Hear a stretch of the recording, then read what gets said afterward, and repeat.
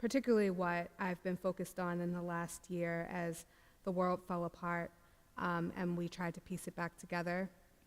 And then I hope that we can engage in a conversation, because I'm not a lecturer or a preacher, and I like conversations rather than talking at people.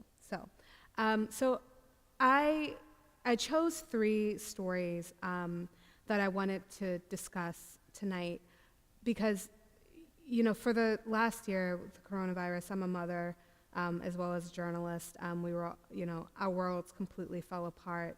And as a reporter, I felt it was really important to not just write stories, but really capture moments and make sense of what it was that we were all going through, and drive home what I thought we should really be paying attention to, because there was just, with, anxiety was high, the education system was completely upended, and frankly, people were kind of losing it and lost focus. And so I will start with a piece that I did in January of last year, at the beginning of the year. And what inspired this piece, which was looking at, you can see that on the other side, it's like reverse for me. So I kind of came out the gate swinging. I had sat for 8 months watching adults scream at each other and tweet at each other and blame the president and blame each other, particularly over school reopening and closing. And it just got so toxic. And I realized that we were 8 months into this thing and no one was talking about the kids. They were talking about wanting to, who wanted teachers to die, or who wanted, who didn't want to go to, or I'm sorry, who wanted bars to open and who wanted restaurants to open. And at that point, we saw bars and restaurants start to open, and we saw the priorities of this country, and they were not on the people who we said we cared about most. And so what I really started to see is what I call, the fracturing of the social contracts that society had made with each other, with groups of people who were so important to the foundation of this democracy. And so I set out to kind of document that. So this first piece was about how the rise in student suicides in one school district kind of really tipped the scale for a superintendent to try to reopen schools in Las Vegas. And this was, believe it or not, in my 12 years of covering education, and basically 13 years of my career, this was probably the most controversial story that I have ever written. And I did this because I realized that while adults were screaming at each other, our kids were suffering. The contract that we made with them, that they came first, was completely blown out of the water, because no one was trying to come up with any solutions for how to get kids back in school. There was questions about whether or not they were even suffering, or how much suffering was enough. And it was horrifying. So when I saw this, I knew I had an opportunity to just cut the noise, reframe the conversation, and one child taking their own lives because they were in such despair was enough. And I will just say, I have been on record, and I'll say it publicly, I don't know if our kids will ever forgive us for what we have done to them the past 2 years. I find that society says that they are the priority, that they're the future, that everything we do is to pour into them so that they can keep this democracy going, and I saw very little of that.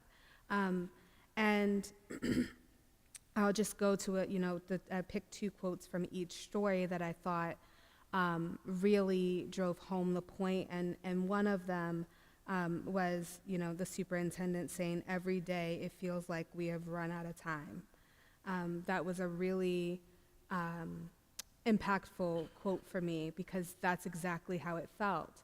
If you're a superintendent going to sleep at night and wondering if you're going to get a phone call that another one of your students is attempting to or have taken their lives, I needed people to understand what was at stake.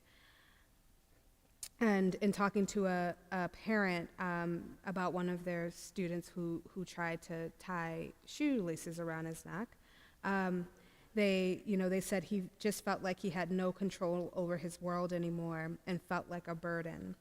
He loves to help people, to make people laugh, and he feels like he's failing.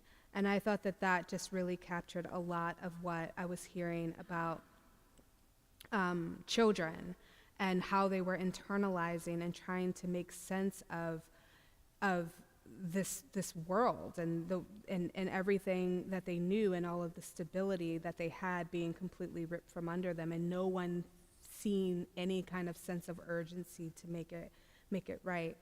And so I felt, again, this particular story, even the image of a young person with their back turned to us, was really symbolic of the moment. So that came in January. I would say by March, schools had started to slowly try to reopen across the country. Again, got a lot of vitriol for this story, and it was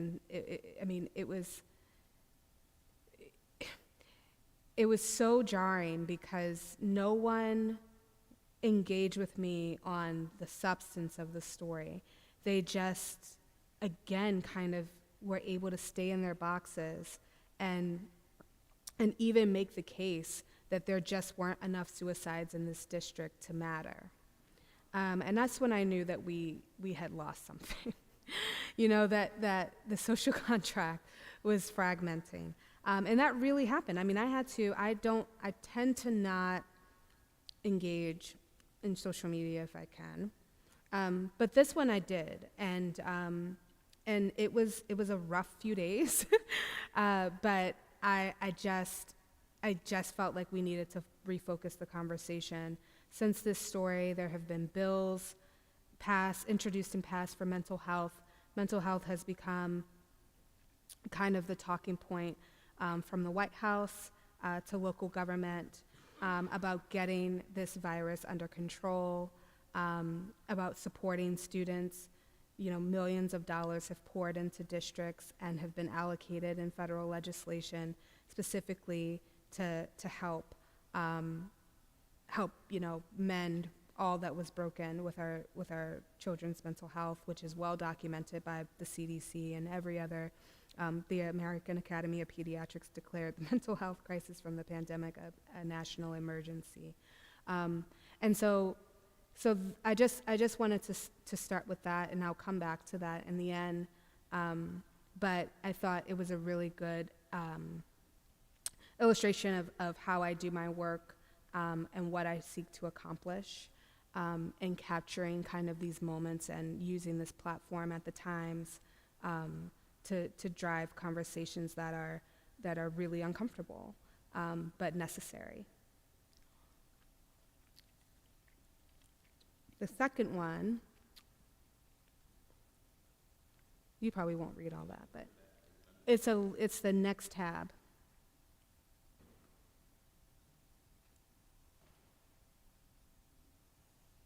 Yep. Okay. Sorry, one sec. Don't worry, I took a test before I came. It's my snotty child. So this story, as a Marylander, was very important to me to tell. And it's probably one of the most, I would say, searing stories that I've ever written. It was very emotionally taxing for both of us.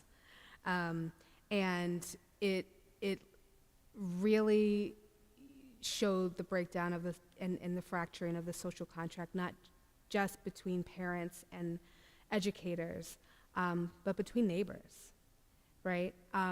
Andrea Kane is the first black superintendent in Queen Anne's County, Maryland. I don't know, have you all seen this story? Oh, okay. So, and so I watched this, because I still live in the area. I watched this unfold over the course of a year. And when I saw the first protests by the parents in Queen Anne's County, I just knew. I was like, uh-oh, oh no. And this is before anyone ever uttered critical race theory. That wasn't a thing when Andrea started to get protested for her letter. And I didn't, I will say I didn't immediately jump to race. And neither did she, until she saw the people she lived among go to a Facebook page and spit the most hateful, racist language and attacks that she had ever experienced as a black woman, period. And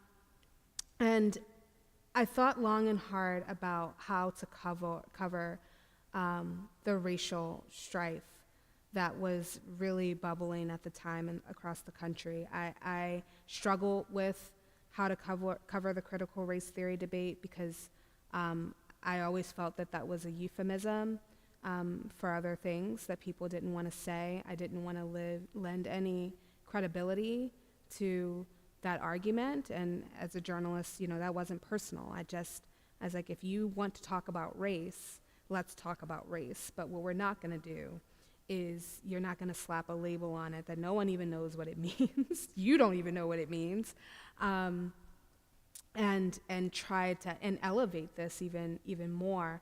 But before critical race theory, before the label was slapped on kind of the racial vitriol that was really linked to the Trump era, the 1619 Project. I mean, you can trace it back to when it all started. I really wanted to capture, at least when it made its way into school board rooms and into school districts, what it was really all about. And as I watched this unfold with Andrea and connected with her and tried to get her to talk to me when she was going through the worst days of her life, I just was like, I'm going to tell everyone what happened. Like, and if I can get through this story without using critical race theory, I will. I couldn't, because the parents who protested her quickly latched on to the label on Fox News when it became a thing. But this was really about, parents who didn't trust their educators, particularly because she was black. And that's it. And to pretend otherwise would have been journalistic malpractice. And so this was a really, really tough story that just, showed the evolution of a movement that is going to continue, that has lived and breathed and has shaped education policy already.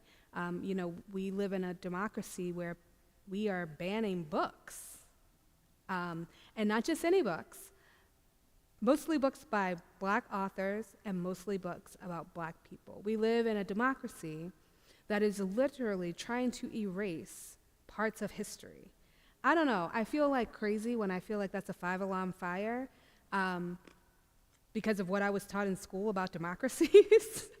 But that is all happening in the name of critical race theory. That is all happening with the same motivations that led to a district in Maryland running its first black superintendent out of her job and leaving their community completely divided and scarred. And I don't think, I think people will not forget her, because if you read this story, everything that happened to her is happening on the national stage. They banned books in Queen Anne's County. They did. They scrubbed the equity policy of any mention of systemic racism. And as my amazing student put it, they also scarred a generation of young people who watched this play out. She went on to college, but she said it's not fair for little black girls to see people like us come in and be so powerful and see them taken away. It does something to us mentally. And I will say, I interviewed a lot of people for this story who never made the cut, and it's either because they were too afraid, but it was still really useful to talk to them and get a sense of the community and be thorough. I talked to white students who talked to me about hearing the N-word regularly in their schools, seeing Confederate flags in their schools, who just observe like a different world. You go, one student, I will never forget, they said, crossing the Bay Bridge is like stepping back in time. And so what happened in Queen Anne's County is just so emblematic of what is happening across the country and will continue to happen. It has no signs of slowing down. It's going to shape the next election. It's shaping legislation in Florida. It's spreading beyond race to gender and sex, and I mean, even when you think about voting rights and what has happened in this country, it's really jarring. And I think, again, assigning these kind of euphemisms like critical race theory are so dangerous. And as journalists, I felt it was really important that we not do that, and so I didn't. And so, and I mean, this was also a speech issue. I could go on and on and on. You get the drift. But Dr. Kane is healing. She's doing great. Her syllabus at the University of Pennsylvania is full of texts and lessons on systemic racism and the role that race plays in the education system. And superintendents were extremely grateful for her making herself so vulnerable and speaking up about this. So many of them are dealing with similar issues, and they could probably never speak out for fear of losing their jobs. And so this idea that we are now targeting the very people that, for decades, for some children, for centuries, we've entrusted with the education of our children, is something that we should really pay attention to. Right now, it's been rebranded. Critical race theory has become kind of a not so cool anymore. And now it's, I think it's now parental rights or parents' rights, which is, again, another way to skirt what we're really talking about. And I'm not saying that none of those debates are not legitimate, but there has obviously been a breakdown in the very foundational relationships that have kept our society going. And that should, I think, concern us all. The last story that I wanted to talk about shows kind of the breakdown in the social contract and really the shaking of our very foundational institutions, which is schools. This came at the end of the year. Actually, no, Christmas Eve. It ran on Christmas Day. And this was a story where, the world seemed to be returning back to normal. Kids were in school. That was supposed to be the antidote just get the kids back in school, and then no one had anything to fight about anymore, right? Well, that was not the case. In this story, I embedded in a high school with a principal who allowed me to watch as he tried to manage the fallout of 18 months of isolation and anger and strife, and with 1,000 personalities in one campus. And it was really courageous of him to do that. And what's so interesting is that so many people focused on how I led the story. Can you scroll down a little bit? So, and I should have known this. I should have known better. I should have known if you say blood, But so many people thought this was a story and characterized it as a story about violence, about schools being violent, because that was kind of the narrative that had emerged in September, like teachers dealing with more behavioral issues than ever, and students out of control, which there was some truth. There was definitely truth to that. It was really, really tough transition.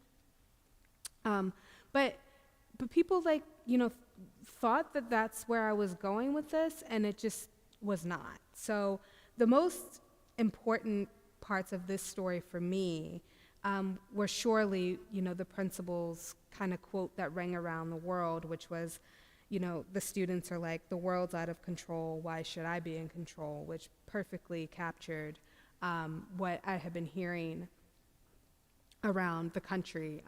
He kind of said between Trump, Black Lives Matter, George Floyd, and being stuck at home, with no out and watching, and, with no escape from this, they just had a level of indignation and anger, and they were, and students, I talked to them, they were really angry about the fact that they watched bars open and they couldn't go to school. They noticed. They know what happened, and they were really annoyed that we were acting like they were blind and deaf. Like they were really angry about that. But the most important part of this story for me, beyond the blood and the fights, was when I watched, and I detailed in the story, the principal talked to a young man who was going to be suspended for 5 days. And he, I watched him, and he does the principal does the same speech to every student who's gonna get that suspension. You have certain rights, I'm Dr. Bailey, you did this, and you can object, but we have to have this conversation. And he was, he started to ask him, the young man just did not respond at all. And so he started to engage with him about, what do you like to do? Well, I used to play sports. He didn't see the point in attending class, and he didn't want to join any of the sports teams. And he just thought that there was no reason for school anymore. He just wanted to make money. And Dr. Bailey, the principal, asked, well, what did you do last year? And he said, I just played video games all day. And so yes, the blood was the catch, but I just sat there and thought, what do you do with a young person who doesn't believe it's worth going to school anymore? And I watched him struggle with this. Do I send him home and give him his wish? Do I suspend him and let him go home and watch video games, or go to work like he wants? Or do I just try to keep him here, even though what he did probably warrants a suspension? And ultimately, he did not suspend him. And he just walked back to his office defeated and told me that is what he has to face every day. What we told them all along, that school was important, that school was the way, that it's mandated and compulsory, that this is the way that you get your passport to your future, was blown out of the water when no one did anything to get them back into school for 2 years. And I don't know how you really, confront that, and it's a struggle. I don't know if we'll get them back. Some of the students who haven't been able to transition back to some sense of normalcy, and and there's a lot of them. I don't know how you build that confidence back in the people who said that they cared for you, that you were their number one priority, the institutions that adults told you that you could trust and believe in, the political leaders who govern you. That is what I mean. Even your parents who don't trust your superintendent and who engage in behavior that, or your parents and your neighbors, and engage in behavior that you were taught was wrong. This confluence of chaos has taken a real toll, and so that is what I tried to show with those 3 stories. And now I've been talking too long, and I would like to talk to you now. So, Erica, thank you so much. And as people are getting ready to come up to the microphone, I've got one that sure. I'd love to ask. I actually have, my phone has kind of blown up a little bit, and I've been getting texts. So, This is being streamed. I know, yeah, it's being No. streamed. Okay. You look great. So, and we can hear, it's great. So the question is,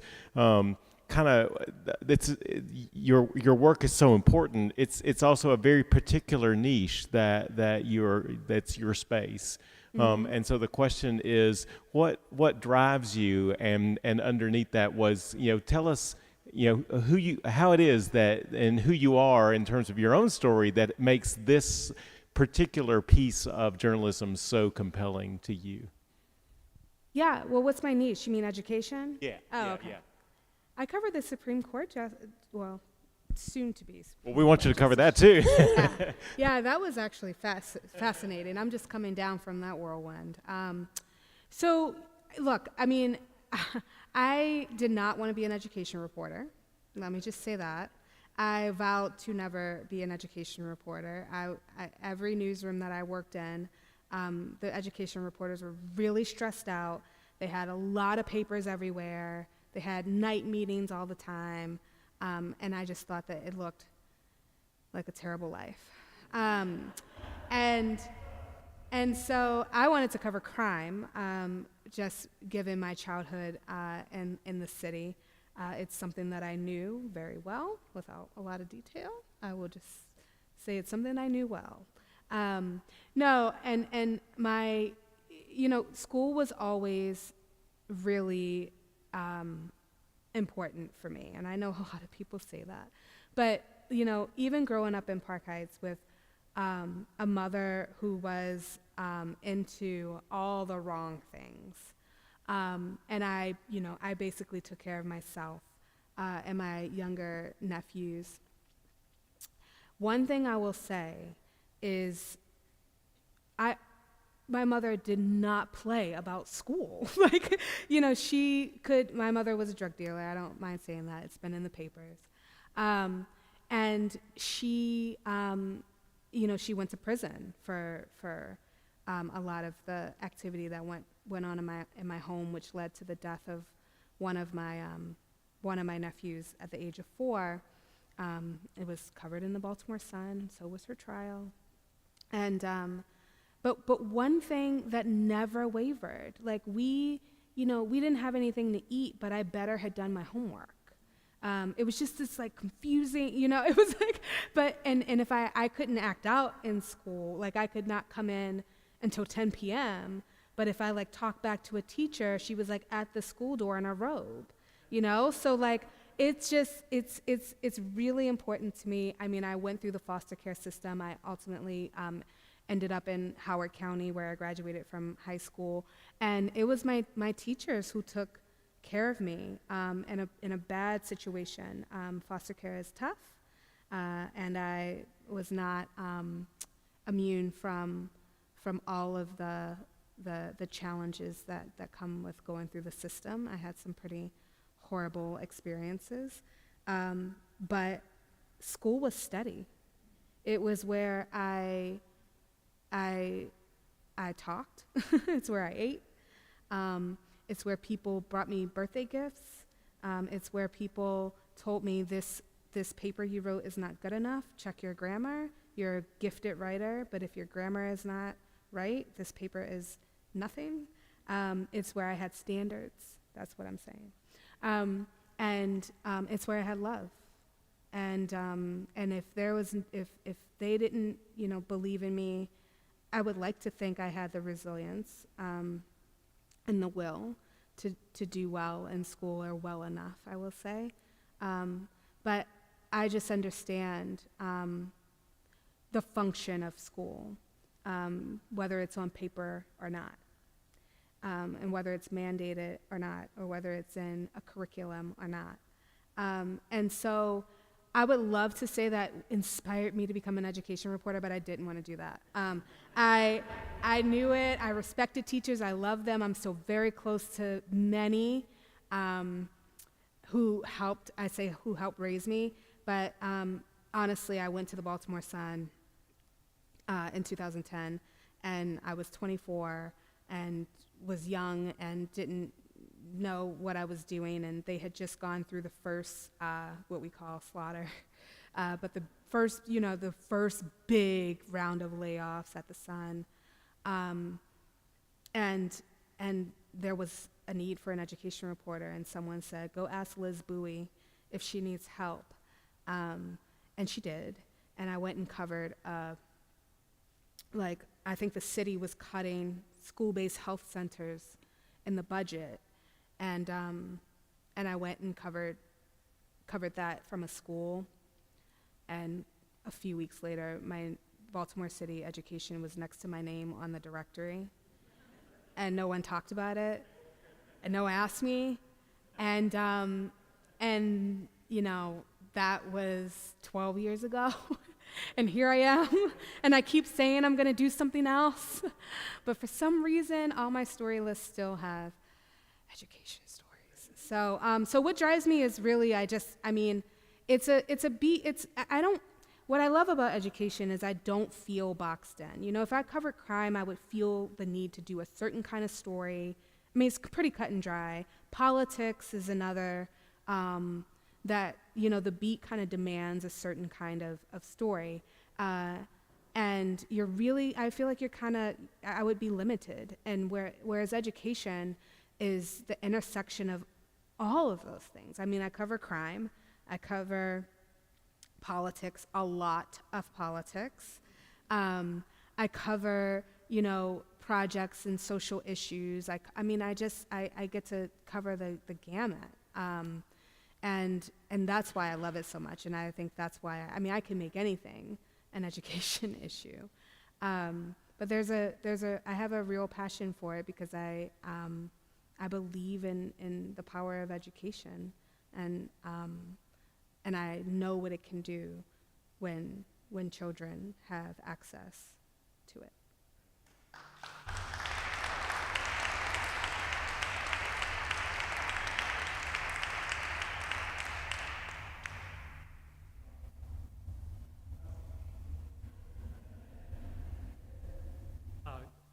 Now I'm curious.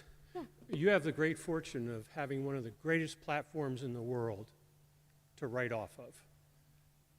How'd you become a New York Times journalist?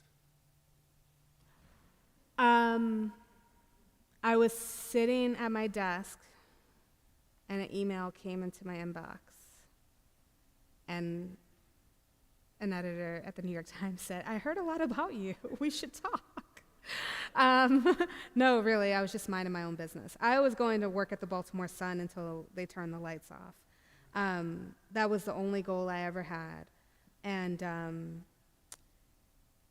that was the only goal I ever had. And, I like to say I got to the New York Times by just doing my job really well, and differently than others did it. And I will say, my editors at the Times will vouch for me that I I truly tried to talk them out of hiring me.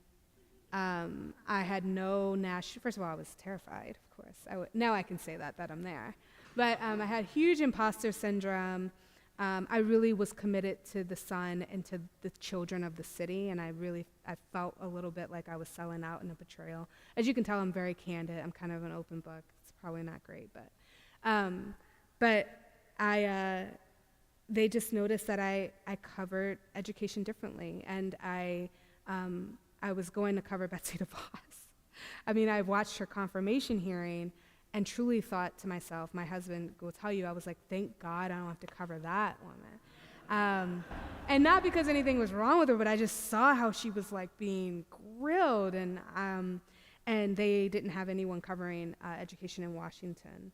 And I had no experience covering national anything. So I thought that they should go find someone who did. And they believed that they had a lot of people who knew how to cover Washington, but they did not have a lot of people who knew how to cover education. So that's how I got there. I don't know. I mean, that's just really how it happened. And it was a long process. I didn't go right away. I had to finish a few projects at the Sun that I was really committed to, that I kind of refused to not see through. And then when it was time, they came back, and then I went. Sorry, I wish there was a more like glamorous story, but that's it.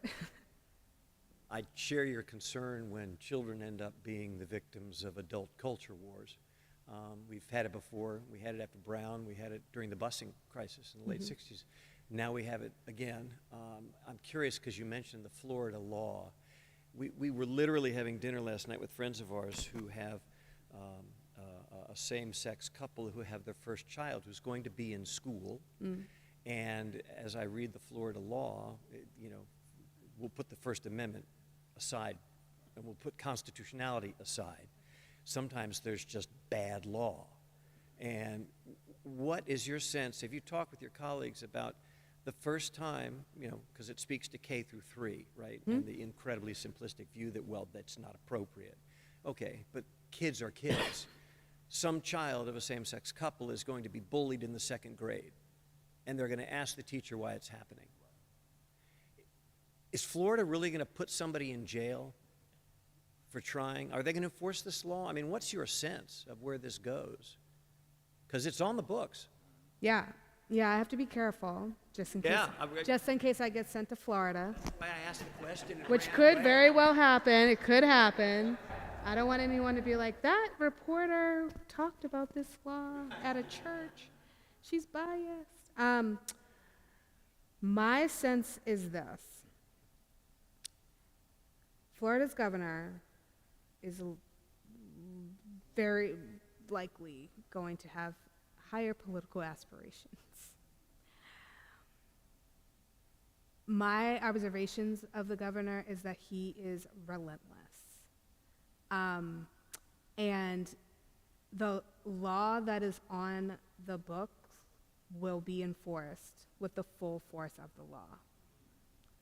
That is my sense, because that's how he's seen through everything. I mean, we thought, when he said he was going to revoke the salaries of the school board members over mask mandates, we were like, nah, you can't even, who does that? And he really moved to do it. I do think, it's really difficult to see, to really sift out what's grandstanding and what's principle, what is just a message. But that's kind of what I'm saying. When we start to see things become laws, that means that they carry consequences and they carry enforcement. And so we don't know what it's going to look like. But what I will say is that the Florida governor has been very much a man of his word, good, bad, or indifferent, whether you like it or not. And I think we should expect that with whatever he chooses to put on his law books. How's that for diplomatic? All right.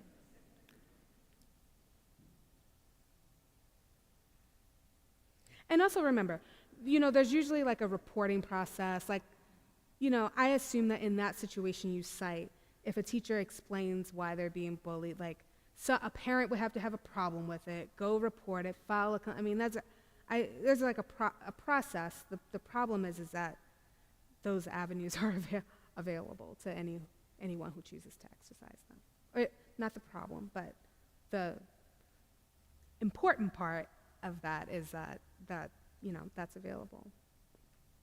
Hi. Erica, I'm wondering, what's occupying your time now? What are your projects are you working on now? Oh, do you know any journalists at other publications? Do you know any journalists at any of my competitors? No, so I have been. I'm a subscriber. I read it. And it's streaming. I mean, everyone heard everything anyway. No, so for the past couple of several weeks, I have been covering. I did a profile of Ketanji Brown Jackson. Before then, I did a profile of Michelle Childs, who was a contender for the Supreme Court. And I don't know. I keep getting assigned these. I don't know. I become like the probably because of the Andrea King profile. I become like the profile person. But for the rest of the year, I'm going to be doing some stories that have been on my wish list. I'm going to cover a big story about HBCUs soon that I'm very excited about. I'm going to be investigating a practice that is not well known but very widely used with special education students soon. I have to be vague. Sorry. Yeah, no. I'm going to continue to do the kinds of stories that, thank you, I need this,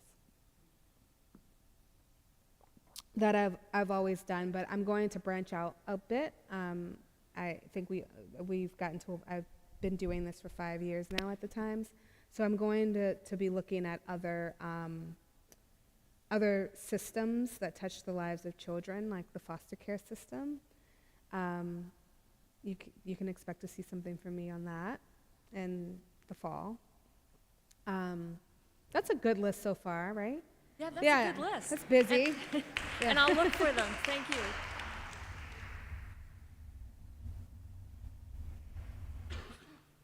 I think I want to start with 2 points, Okay. and then I'll ask a question. The first is that my wife and I, we raised our kids in Queen Anne County, and in the Queen Anne County public school system, number one.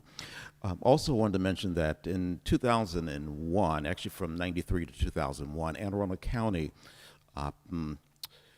superintendent was an African-American woman. And she was actually run out of office in 2001 because she proposed to have 2 of the primarily black schools that were half empty, to have those students bused to white schools. And she too ended up having to have 24-hour police surveillance because of death threats, and eventually she had to leave her position. So I just wanted to mention that. I'm interested. I was still in high school, so sorry, I don't know that history. I know, I was going to say that was before your time. However, much of this with critical race theory, all of this is kind of thought to try to protect white children by having this sort of sanitized history. What is your assessment that these kinds of issues have on minority and African American students who have superintendents who have life, threats against their lives and run out of office, and not wanting to have the true history being told? What effect do you think that has on, for instance, black students? Yeah, well, I've asked them. When it's high school level, who is the majority of students I've talked to, it's funny because they say, I don't want to hear this either. It's hard. it's hard to hear that this happened. It's not like I want to like glorify it and sit there and hear about how my ancestors were enslaved and abused and killed all the time, but it is our history. And you know, for students who are denied their history, it really impacts how they move throughout their futures. And I will just say that, you know, for instance, the young people who are reading Born on the Water and the 1619 Project, which I have to plug, Nicole's brilliant. She's also a good friend, and I'm an admirer of hers as a journalist. There's been a huge sense of pride and frustration about what we didn't know. And that's not just, you know, that there was slavery or that there was segregation or, you know,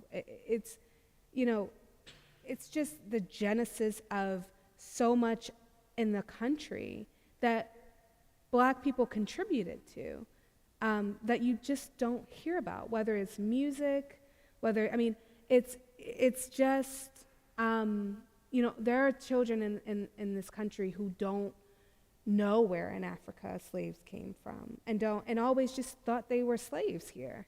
They didn't know that they had a life and jobs and careers and they were kings and queens before this. And so the impact of this debate and the conversations that I've had, it's very painful. It's really confusing to younger kids. We're not just talking about, you know, slavery, guys. We're talking about like Ruby Bridges goes to school, which is like what they want to, you know, a group of parents want to ban in Tennessee. And it's, you know, because it makes white students, or presumably, I don't know if they asked their students if it made them feel bad, actually, but, you know, it could make, you know, white students feel badly about their race. Well, what people seem to not understand is learning about Black history can also be very painful for Black students.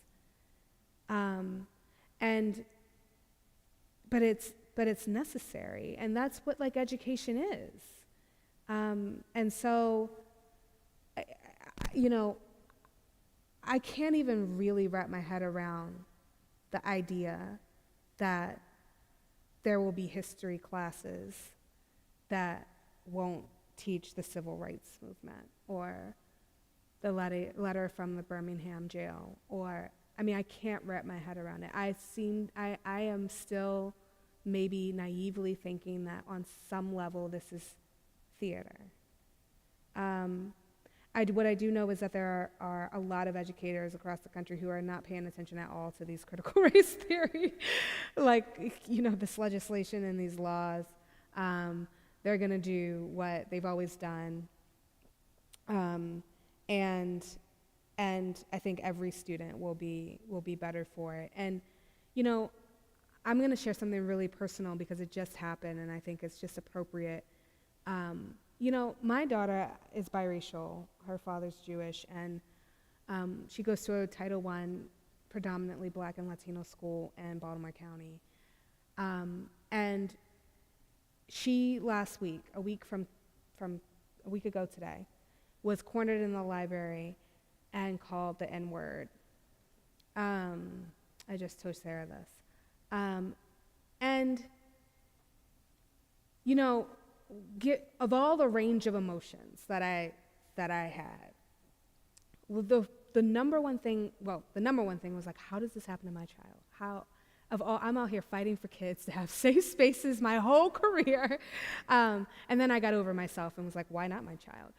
But the prevailing thing was like, I just thought I had more time. I kept saying that. I'm like, she's 7, she's in the 2nd grade. And I was like, I thought we had till double digits, right? Or like, I thought middle school. I wasn't called that word till I was in college. And I was like, did I wait too long? You know, we read Born on the Water. Maybe I wasn't explicit enough. Should I have, you know, I was like, should I have had to talk with her when she went into kindergarten? And so it's been a really weird exercise for me thinking about it in the context of this big critical race theory debate, because, you know, there's a debate about what is age appropriate and when is the right time and who's going to feel bad. And my daughter knows that word is not okay, but she didn't know the full weight of it. And I don't know if the white student who called her that understood it either. And so, and she suffered, you know, I think she would have suffered no matter what, because it was a horrific thing that happened. But I'm of the mind that she suffered for not knowing her history before she went to school. So, any other questions? No. So anyway, teach your kids in kindergarten before they, no, I mean, it's tough. Thank you so much. It's so interesting for me to see here because I'm a big fan, not just of your articles, but I always try to read your tweets when they come out Don't. because they always point me to something good. But I wondered, it seems like during the week or some point I'll read one of your articles or one of your colleagues' articles, and it will be confusing, and I'll sort of feel frustrated or Sorry. maybe a little depressed, or how can I make sense of this? And so that's why I come here, and then David or Frida Marie or Christina or Rebecca will sort of somehow help me make sense of the world a little bit. And that's why I keep coming back. So I just wondered for you, since you are so deeply immersed in people's stories, and they're not always happy ones, how do you keep going? Yeah, no, and I like really immerse I'm like attracted to trauma, tragedy. No, that's my thing. I kickbox. Oh, I do. I really find comfort in my family and taking care of my kids, and I have a lot of colleagues that I lean on and talk things through. I have a fantastic therapist.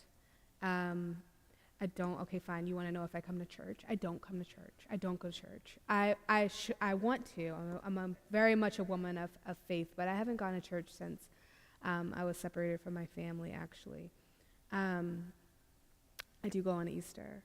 And yeah, I'm really good at compartmentalizing. And I do, you know, I find like justice is a drug for me. You know, if people are heard and seen and are able to you know, reclaim their own narratives and shed light on an issue that can be universally felt and appreciated, or spark a universal sense of outrage, you know, that's enough. That's enough. I don't ever do any story that I'm not willing to immerse myself in, no matter how hard, and a lot of them are very hard, but that I don't think will be worthwhile. And it's not usually for me, but it's usually for my subjects. So that's a really good way of saying I'm just like a workaholic, and my favorite thing is to work and write. But I'm fulfilled by my job. And like the moment I'm not, I won't do this job. So.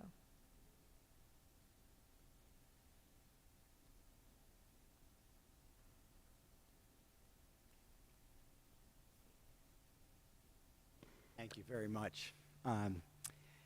I've got a question about Maryland and education, but the thing that's been in my head is, so did you have the talk with your daughter after? No, we'll get there. Yeah. So she knows she knows the N-word is a bad word. She knows it was used against black people at a time when they were slaves. She knows, but she really, like, Evie, she gets really uncomfortable with even the idea of, like, slavery. She's just like, but why did people do that to people? I mean, she gets really stressed out about it. And so we do it in doses, right? Like, she like was really proud. She won Black History trivia. And so we did it in doses. But if for example, I had a book, like a children's book on Harriet Tubman, and she was just like very stressed out by the idea that people had to go through that. And so for as long as I can, I'm going to keep dosing her, because I have got to preserve as much as I can for as long as I can. But yeah, we definitely talked about it, but for a very short amount of time. She changed the subject, which means that we will try again later. So my other question, which is not personal, but love your take on two things. One, how we are doing with the blueprint for Maryland and the Kerwin Commission's work, and rolling that out, and what you see in the future. And secondly, I think both the House and the Senate at this point have passed significant child care legislation, which, in my humble opinion, addresses institutional racism. And I just would love your take on those. There were a series of 5 bills that have been passed. I think they've passed both houses. The child care legislation? I'm not up on the child care legislation. Okay, I'm not It's separate up to from date the on Kerwin. that. Okay. So anyway, I just any insights on either of those? Thank you. Yeah, I'm not as familiar with the child care legislation, so I'm not going to speak about something that I'm not up to speed on. But the blueprint, I mean, is super ambitious. I think the most important step is to see if it gets funded. I mean, that's always where like good policy goes to die in the budget, right? So I think that's what we're waiting for. And also, I mean, as a policy reporter who has covered, local blueprints and strategic plans for a long time, implementation is key. And every district has its way of doing things and its own priorities. And my fear is that it will be just a blueprint. So to see how it is infused into actual district policy and funding, I think remains to be seen. And until then, I don't think not any of us can have an assessment about it other than what's on paper. Sorry, call me skeptical. No. I'm like cynical, and I'm like, I've Funded for 3 years, I've right? seen plans. No, I mean, but truly, Right? We're funded for 3 years. yeah. So We'll keep hoping. Well, yeah, I mean, you have to hope. I believe it. I mean, the districts, at least a cluster of districts, are excited about it. I'm sure it's going to go like full throttle in Baltimore City. So, which was kind of built around. So we'll see. Thanks. Right.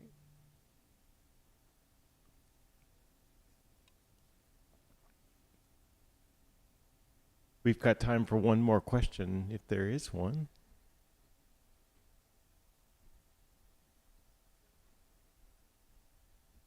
Okay. Can go start working on my story. Erica, thank you so Sure. much. Thank you guys so much.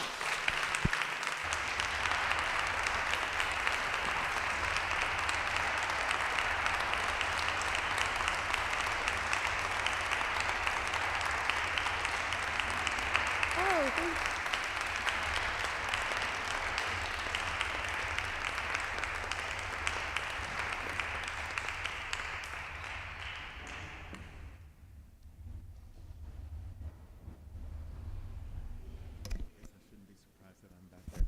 All right.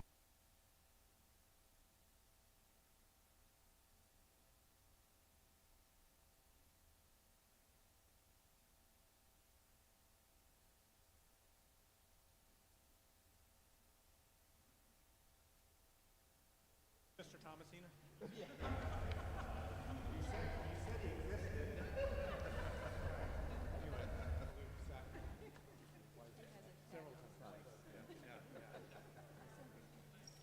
to meet you. Stephen, how are you? I'm well. I've had a cold. I did test positive. But it's, yeah. Yeah. Oh, I just said to my friend, my neighbor here, that paints a depressing picture. Does it? Yeah. How are you? Good. I thought I flew you off the other week. Oh, no, that's On my way into here. And, I was determined. How are you? great. How about you? Good. I never knew you were You had your Pendleton. Oh, yeah. So isn't there Pembleton Street in Stony? Pendleton. Okay. Yeah, my brother. Keller, thank you. They're going to be here. And Bob Embry had three brothers.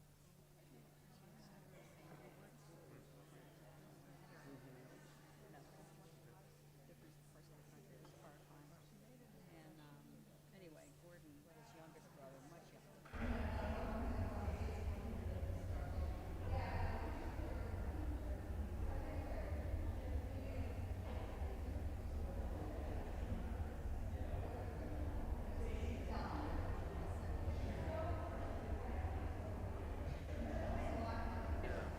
And yet,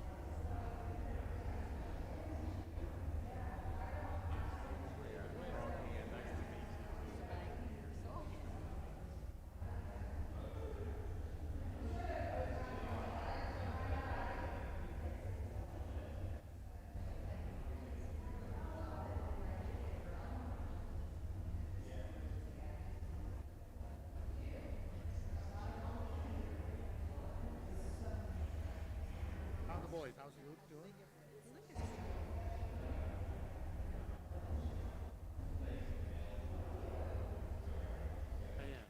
Yeah. Okay.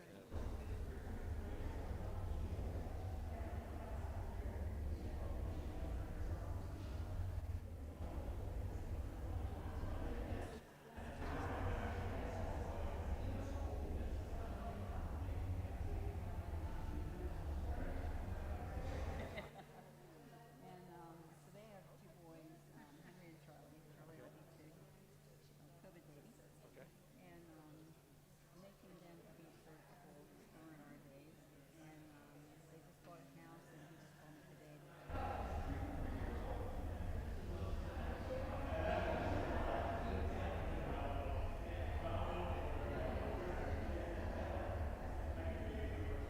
so he's been And here. he's out in California Yes. and For the most practicing law. No, he took the Maryland bar. He took the Maryland bar. So what's he doing out there? Maybe I want to say it's IT or The something. concert pouching thing, for putting the phones in the pouches for concerts in school. Residents.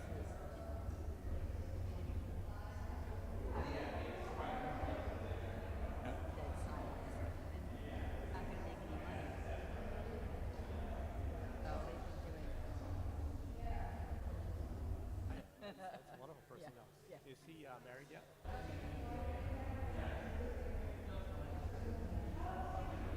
Not wanting to settle down.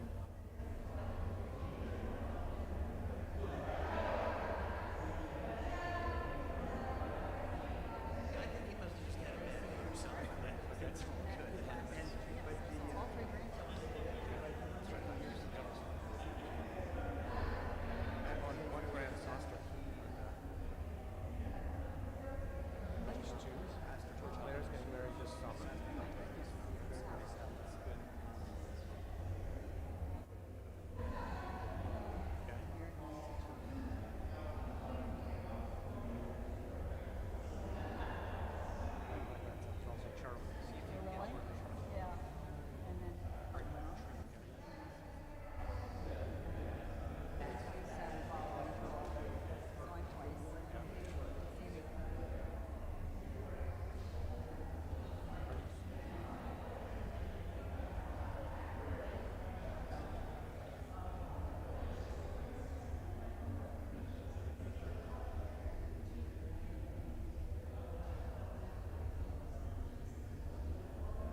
dog go and all that kind of Some of stuff. them you can't give out anymore. Exactly, exactly.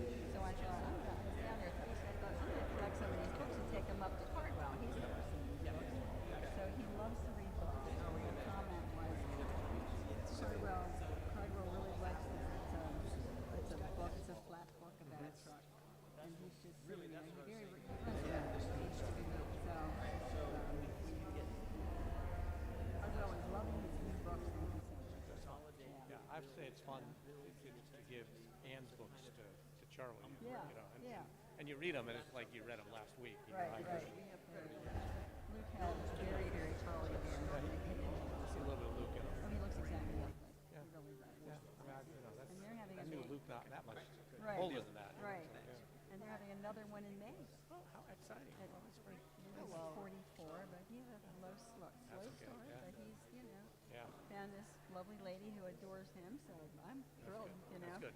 And he was doing like I want to say hospitality work, cooking, Yeah, chef he work. Is that what works he's still at doing? Levendale. He's like, he works for the food contractor. Yeah, okay. Yeah, and he's got a possible job with the state. His friend Andy works for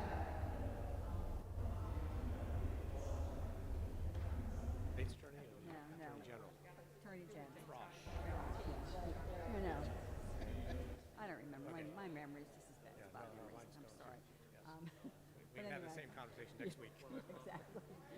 Exactly. So, anyway, he's hoping to get this state job because Andy's got it kind of figured out. And Luke right now is driving from Rockville to Levendale. Property manager who's putting now at 10 o'clock to 8 o'clock shift instead of him going in early in the morning. So he never gets to see the baby. And so he's applied for this job for the state, which is in Rockville. Yep. It'll be boring as hell. But it must be said for government work. Totally. My son, went to law school and everything. Now he's working for the Department of Labor. He's Maryland Director of Veteran Services, which has nothing to do with the law. Right. And he's as happy as can be. He works a 5-day week and then a 4-day week, and he works Right. from 7:30 He to does the 3:30, 9 and and a half, yeah, it's all. that's what I did. He's very happy with Yeah, it. So, yeah. Well, that's Yeah. great. Is he downtown in, is he in DC or? Well, no, his office would be in Baltimore, but he's Oh. never been to his office. He's been working out of his home for 2 years now. Wow, that's nice. Yeah. But they're making them go back. Well, they're beginning to. Yeah.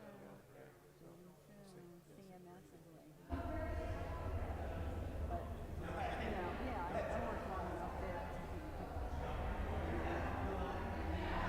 Blue Cross and Blue Shield, they don't have federal dental insurance, and We have that's the same golden. thing. Eileen with all her Navy time. Yeah, that's true. That's right. That's Between right. Medicare and her Navy stuff, we're in good shape. Yeah. How long was she in? She's in for a long time, wasn't she? It's 34 years.